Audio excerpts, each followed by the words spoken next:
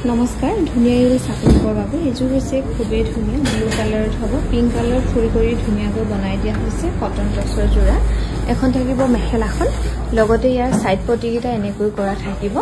4200 টকা ধুনিয়াকৈ ল'ব পাৰিব এই টছ কটনৰ জোৰা লগতে ৰেডি টুৱে পাব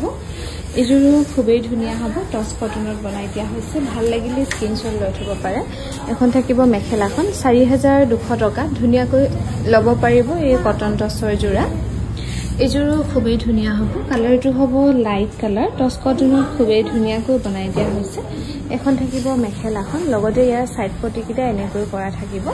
4200 টকা ধুনিয়াকৈ ল'ব পাৰিব আৰু এযোৰ কালাৰটো হ'ব লাইট কালাৰ কটন টছত ধুনিয়াকৈ বনাই দিয়া হৈছে এযোৰ ল'ব পাৰিব 4200 টকা এখন থাকিব মেখেলাখন 4200 টকা ধুনিয়াকৈ ল'ব পাৰিব